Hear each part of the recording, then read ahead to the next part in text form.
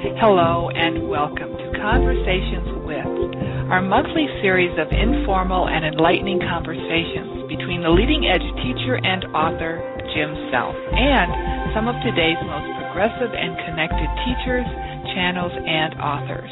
Now, here's our host, Jim Self. One of the things that we want to talk about is this Pluto-Uranus square, and although I'm going to make a gross assumption that many people are very aware of it, let's start out with talking about what it is. It's something that's transitioning over a 2.5-year period, but maybe you can give us a little background, and let's start from there. Well, the reason that astrologers are making such a big deal out of Uranus squaring Pluto is that Uranus was conjunct Pluto during the 60s, from like 1962 through 68. And we all remember the roaring 60s and all the changes in society, and especially we remember a rising wave of heart energy on the part of people who became deeply concerned about the ecological condition of the planet as well as the level of political violence and division. And so when two planets come together in the sky, in this case Uranus and Pluto, and Uranus rules transformation, and Pluto rules the deepest level of change that's possible. And so when they come together in the sky, all of the most important issues, and this is like every, 250 years or something like that. It's a very, very big time. And when this transit occurs, actually it's less than that. I'm more thinking about Pluto and Capricorn. Uranus conjunct Pluto is probably about every 180 years or something like that, but it's a major, major transit because of the quality of these two planets. So what happened during the 60s is the conjunction of the planets coming together in the sky brought forth the deep need for a new approach to evolution and a new approach to the development of society itself, because we had had a couple of hundred years of the Industrial Revolution, and now we're coming up against the edge of trying to get real about how our species can sustain itself in light of the planet itself. So what's happening with the first square, which is what's going on from 2012 through 2015, is there's two major things that are going on. One is the end of the Mayan calendar has now come, and the whole evolutionary push over millions and billions of years reflected by the Mayan calendar has come to a completion. And as you know from your own work, Jim, we're now moving into a more multidimensional aspect of our experience.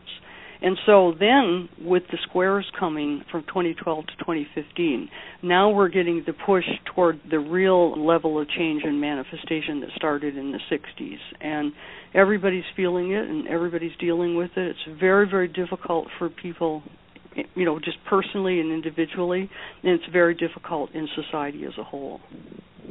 Mm-hmm. And as it kind of approaches this point where we are literally today, the message is both internally and externally, get your stuff together. It's like, be clear, you have choices, you're going to be very clear of the choices and choose appropriately, because it's as if the snowball has started to roll down the hill and you're on the snowball. It's not a matter of getting off, and it's not a matter of being a spectator. You're absolutely a participant, and everybody on the planet is being affected. Yeah, and I would say that, I, of course, am thinking all the time. I analyze it, but then I think as I watch what goes on. And I think that the edge that we're up against now is every individual, and not just a few New Agers or a few consciousness seekers. I think we're up against the edge of every individual really realizing that they do create their own reality. And that's what this has been feeling like. Because, see, this period that we're in right now is actually over a period of about 10 days, because now we're in the middle of a grand square with Uranus squaring Pluto, but we also have Jupiter and Mars involved. We have a grand square with Jupiter and Mars involved. And so I think that I think in their own way, even people listening right now who tend to think in a fairly, maybe we could say, non-complex way, I think people are having major reflections right now that everything that they do actually creates their reality, and they're actually starting to feel how what they're creating in their own reality is affecting the larger whole. I really think that's the essence of what this is. Yeah, I agree with you completely. And one of the things that's important for everybody listening, and people who aren't listening, if they were listening, there's a point within each one of us where we can listen to information, conversations like this, we can read books, but somehow or another, as it begins to get closer and closer and closer, it's really all about you. And it's in that place where that moment where you're thinking about what do I do and how does this play, it's going to take a step even more internal to where you make a decision. And I think that is the point you're talking about, where whether people are conscious of that moment where they are understanding they're in a grand shift of consciousness, which most of the people on the planet don't have any idea about that. But there is a point where there is a turn left or turn right. It's not a matter of I'll wait a little bit longer, I'll analyze it. It's really a place of action, and I think that's the place that, as I talk to hundreds of people in my work, there's this sense of need to do something. Mm-hmm. And I think that's what I'm observing anyway. Mm-hmm. And I also think another good image for this is it's a little bit like taking on a mantle and wearing a robe, because I'm part Cherokee and I'm an indigenous person, and I talk to a lot of other indigenous people, and people who have an indigenous mentality truly understand that everything they think about and every action they take actually affects nature. It's like the relationship with nature is like a really personal thing. And I think as people watch the totally incredible events that are going on in the larger field, people in the mud and people under the ocean and people in ferries and children drowning and all that, I think that people are having major reflections now about how the relationship of how they are being every day is actually affecting the field of nature itself. And I think that that's why this experience is so overwhelming and meaningful for people too. Yeah. And it's an event, though, that as I watch people walking on the street, there is a lot of denial because we are so complacent in our status quo, particularly in the United States. But it's as if there is a push in a direction, and yet that's not congruent with their lifestyle. And so I think there's a lot of agitation as I watch people interact with one another. There's responses on people's parts that is a little quicker sometimes, but I think it's all being driven by exactly what we're talking about right now. And then let's put another thing into this. I think what you're referring to more, what you're picking up on more so, is the other issue here is the issue of Pluto going through Capricorn every 250 years. And when it went through Capricorn, the cycle before the previous one, which is like 500 years ago, this was 1515 current era up through 32. And this is when the European invasion of the Americas occurred and the Protestant Reformation, in terms of the just colossal level of change. In other words, that particular cycle of Pluto and Capricorn had to do with kind of a radical takeover by the patriarchy of the usage of the people on the planet and the resources on the planet. And then in 1762 to 1777, this is when the steam engine came on board and we had the Industrial Revolution, which is what we're coming out of now. So I think one of the reasons that people feel the way they feel right now is I think what we're going through right now, Pluto went into Capricorn in 2008. And I think what we're in the middle of right now is opening our consciousness in cyberspace. And this period is 2008 to 2023. And I think the reason that we're experiencing such tremendous kind of distraction and lack of contact and people hurrying and sort of fluttering to be connected and all that kind of stuff, I think it's because they're adjusting to this huge transfer of consciousness and the movement into cyberspace. And this is a really complex topic. And yet, if you go back to the mid-1700s, when the steam engine came on, and you think of people living in little villages and little houses and having a very simple kind of almost horticultural life, and when you think of how much their reality changed when industrialization took over, that's what we're dealing with right now. You know what I mean? Absolutely. Yeah, so I see that kind of divisiveness and confusion and a lack of ability to ground and connect is actually coming from that movement into cyberspace. And we have to trust that this movement into cyberspace is meaningful. I think we have to trust, just like if you go back to the industrial age, we would have had to trust that there was something meaningful there, if you know what I mean, or the Protestant Reformation. But it's just very, very hard when you're in the middle of Pluto and Capricorn to see the forest for the trees, you know? Sure.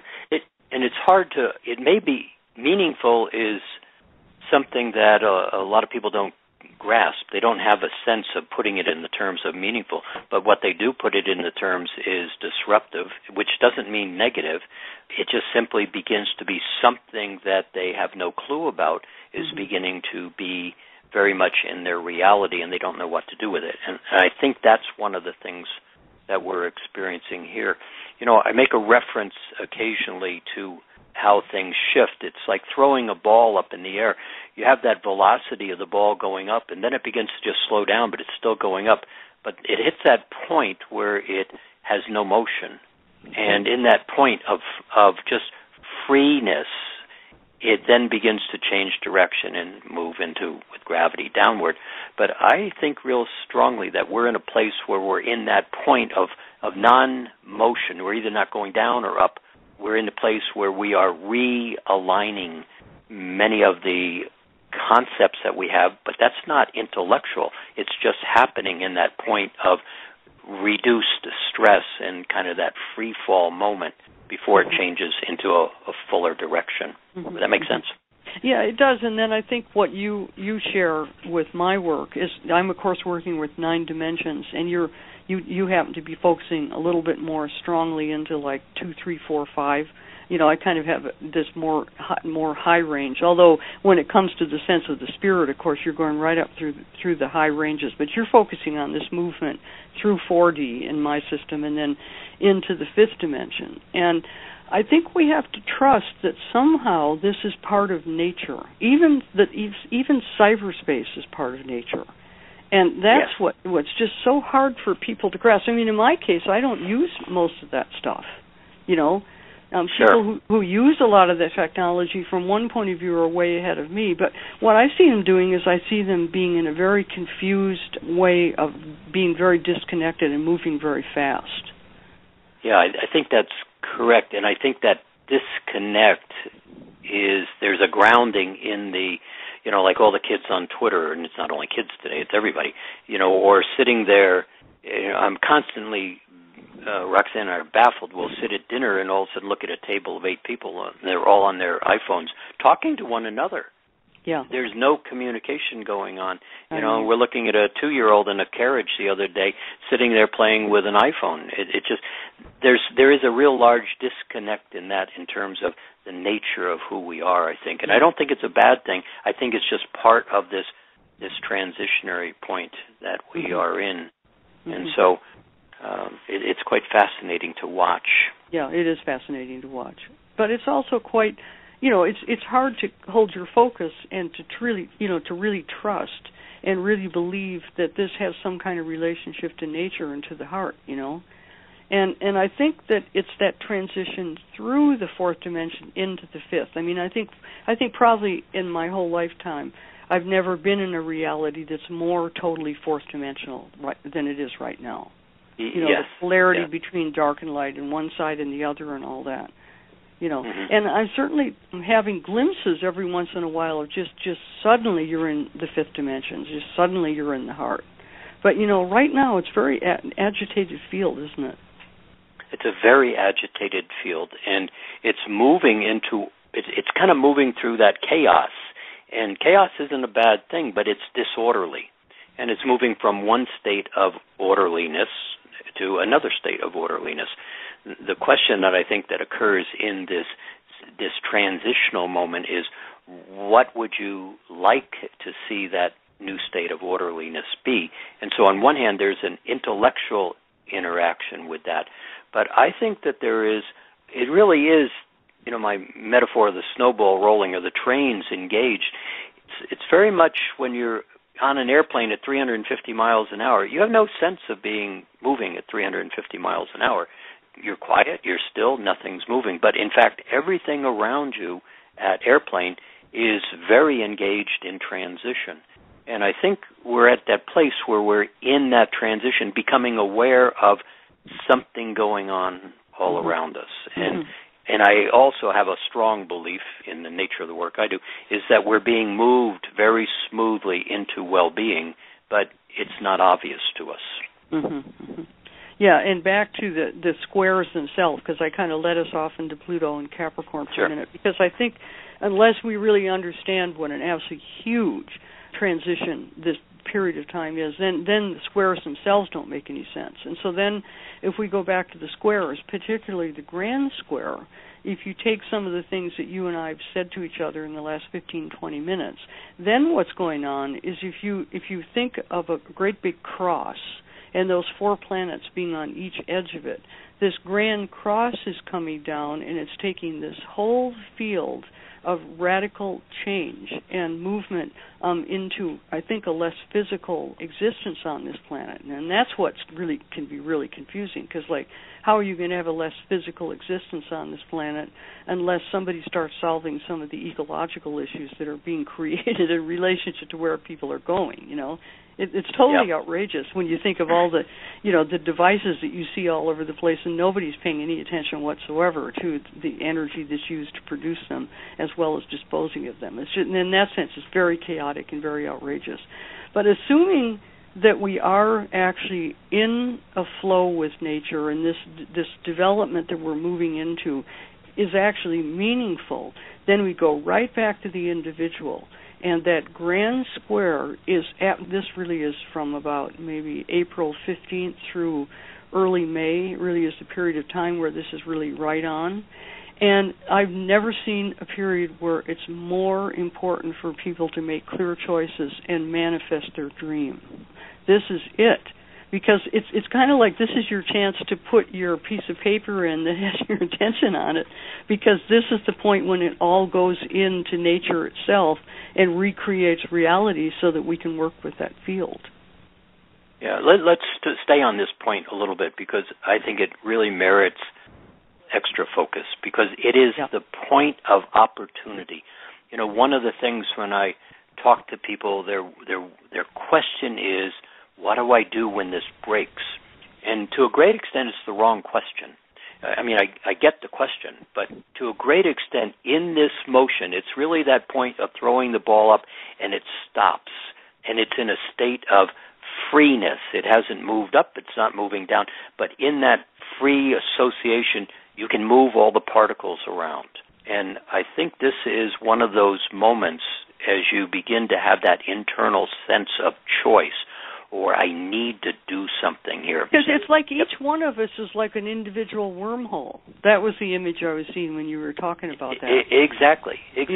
Yeah, each one of us has this, it's like this opportunity, almost like one of those slides at a water park or something like that. This is your chance, if you're clearly focused, to just go right down the slide to the next point in time. Sure, and the resistance point, that's kind of my ball up at that static point. There's no resistance there. There's no gravity. There's no push. You actually can choose to move the particles around as you would like to see them. But it's an intention. It's a clear focus and a decision. It's not wishy-washy. It's not, well, I'll wait and see. It's like, well, I hope it's going to happen. It really is, what would you like to see this world become? There's many external challenges right now, and they're all around you, but they're really not the focus. The focus is you. How would you like this world to be?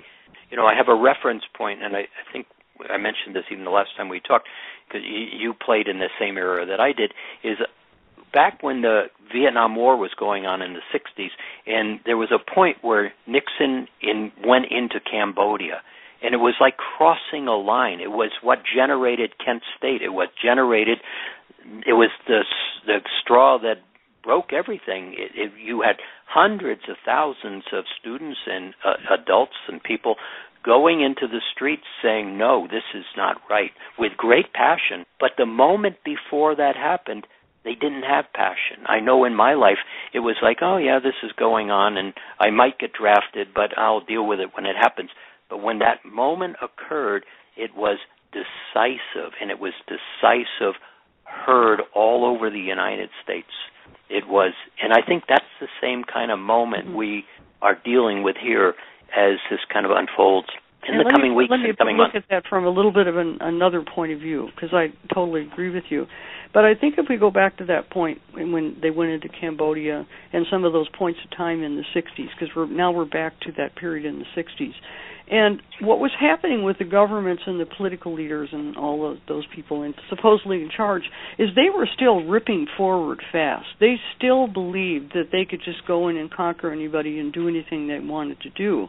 But what we're living with now, which is so strange, is we've come to a point where there's almost no imagination whatsoever on the part of world leaders. And I would put all of them in that camp.